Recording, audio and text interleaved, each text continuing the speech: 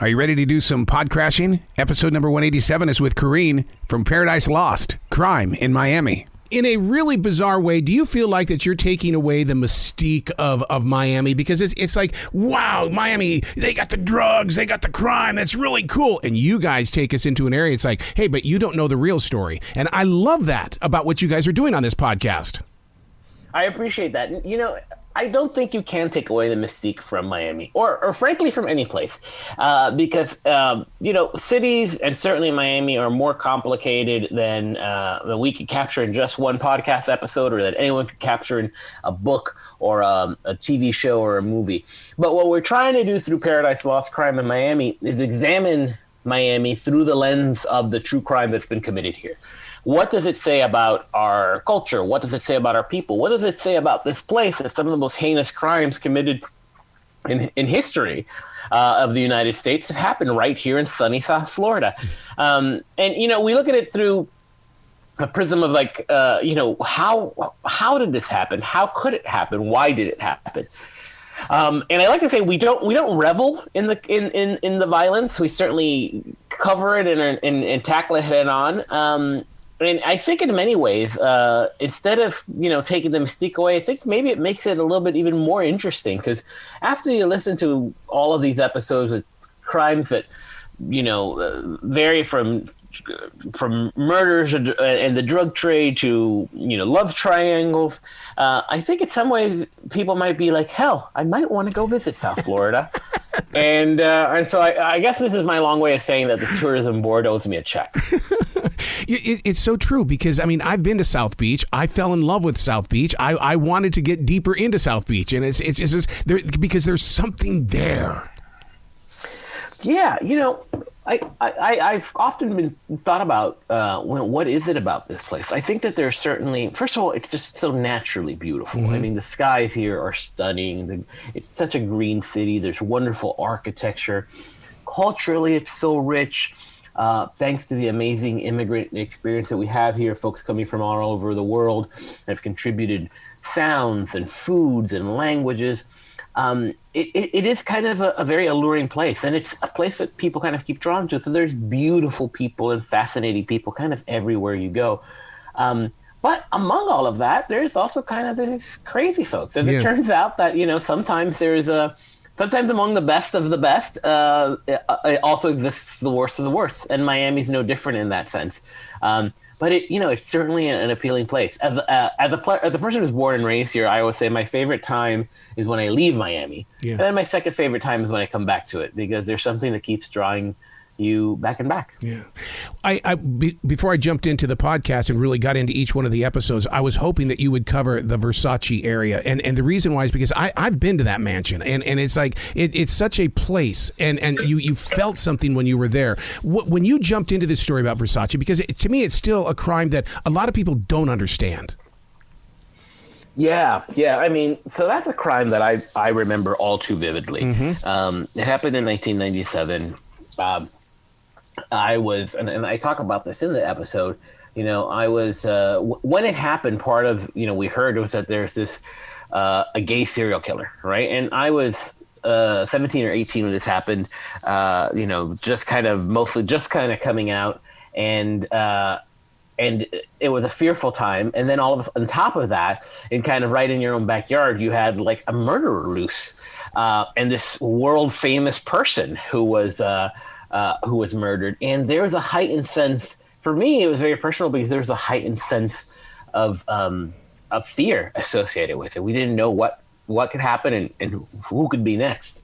But it was such a complicated story because Versace contributed so much to what the modern image of Miami was. In many ways, he really kind of spearheaded that reinvention of Miami in the 90s, right? We had just come out of the 80s cocaine wars when when Miami was the murder capital of the world.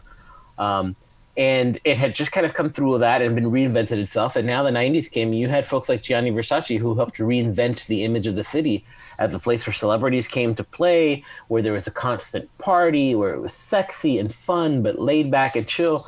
And in a way, the murder of Gianni Versace in 1997 really kind of shifted the trajectory of the city in a really, really dramatic way. And it impacted so many different communities, including my own. It was a fascinating story, and what a privilege for us to be able to talk to somebody who was really at the epicenter of it all. Police Chief of Miami Beach, Richard Barreto, who was on the ground and whose law enforcement agency did such an amazing job. As he points out in that episode, a particular part of pride for him was, Andrew Cunanan committed a crime in Miami Beach and never left Miami Beach after that. And so there's something to be said about the amazing work of the Miami Beach Police Department. Mentally, how do you keep so strong? Because you're jumping into stories that are so dark, and the way that you're sharing the story is that you're getting our emotions involved in this as well. I mean, look at the story with Linda Cooney, with the men in her life. Something kept going wrong here. Yeah, I mean, sometimes you do have to kind of compartmentalize some of these cases because the details are so harrowing when you take a step back. But I think that our approach, my co-host and co-producer Joey Daoud and I, our approach has been to look at these stories as a way of saying, what does this say about our society, about our community, right? What does it say about who we are? And so, it's the stories are certainly larger than life and crazy, and we don't shy away from any of the gory details. But I think that, moreover, we kind of look at it with kind of the curiosity of like, how could this have happened? Why could this have happened? and I think that the why is really kind of what keeps us from ourselves from going a little berserk with all the crazy details that we learn. Linda Cooney is a perfect example. Here's a woman who had come from another part of the country to establish a life for herself in Palm Beach, a very wealthy community. Lands a wealthy husband, has kids, and goes through a acrimonious divorce where she kills her husband in point blank in front of one of her young child, and then only a few decades later is accused of. It's not accused. Only a few decades later, actually shoots the same son who witnessed her husband's death. And there's so many questions around that. I mean, it's almost, some of these cases almost are so larger than life that they're too crazy to be true, but indeed they all are.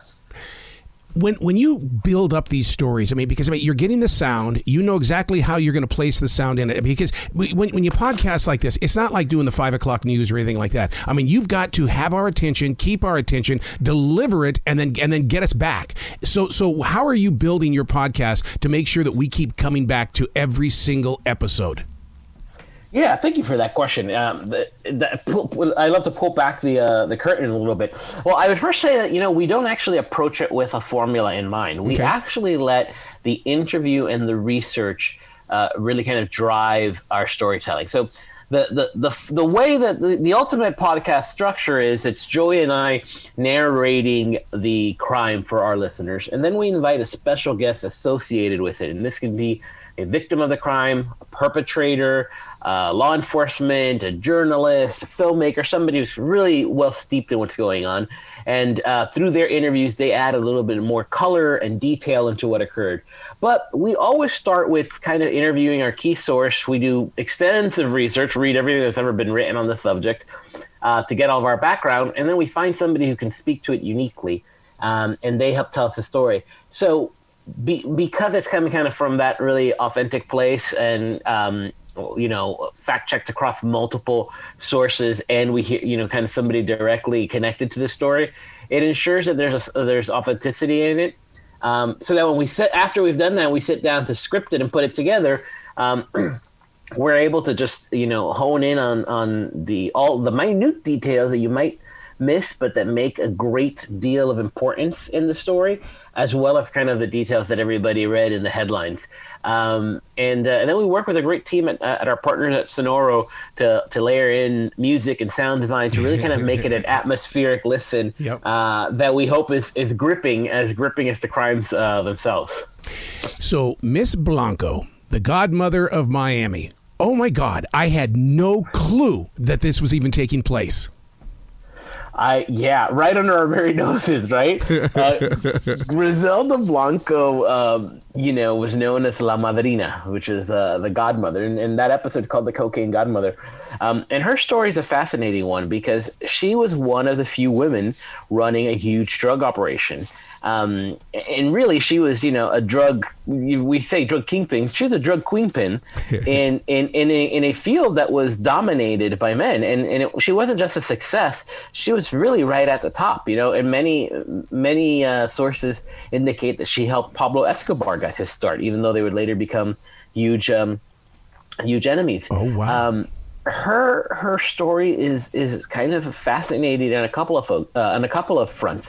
One is, obviously we acknowledge that what she was doing was highly illegal and highly illicit. But besides the fact that it was highly illegal and illicit, she ran an impressive organization that was bringing in billions and billions of dollars annually. And she did all of this while being a fugitive from the law and while being in a business that was completely illegal. Every aspect of it was illegal, from the selling to the importation to the consumption, to the money, and she managed to build a ginormous network, with more than 600 or 700 people working under her.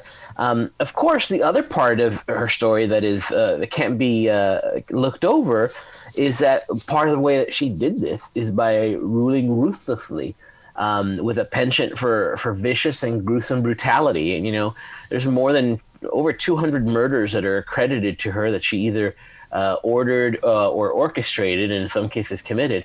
But it's one of those stories that you when you hear it and you hear about it the first time, you just kind of shake your head and say, "Oh my God!" The funny thing is that she's one of those folks. She's one of those criminals that have kind of inspired the pop cultural zeitgeist. There's a Lifetime movie with Catherine Zeta-Jones from a few years ago, and right now Netflix, I think later this year, Netflix is premiering a new series starring Sofia Vergara as Griselda Blanco. So she went back from being famous and infamous. She's now been notorious, and so it was a great episode for us to kind of kick our show off. And we had the wonderful documentary filmmaker and my dear friend Billy Corbin, who made a fantastic doc, Cocaine Cowboys. He kind of helped talk us through her trajectory, which is astounding. Is there a side of your creative imagination that would like to take all of your knowledge and then put yourself on the court case as an expert witness? Dun, dun, dun, dun. Listen, I would say it's hard enough to be able to speak without dropping words I can't say on radio. I couldn't imagine being able to do it in a court of law. I am much more fascinated by really examining what do these things say about who we are, and about our society, right? Like, what do the true crimes kind of what do they mean about who we are as a folks, and what does our fascination with them say about who we are? So, I don't know if I can be held in a court of law, but the great thing about that is I can do it in a podcast, and I can do it so that with my dear friend Joey Daoud, and we could talk about what this means as folks who come from these places, right? Who in many cases grew up streets away from where some of these things happen. God. And what does how does that affect who you are and how you become and your sensitivity to things? And I will say that while I'm never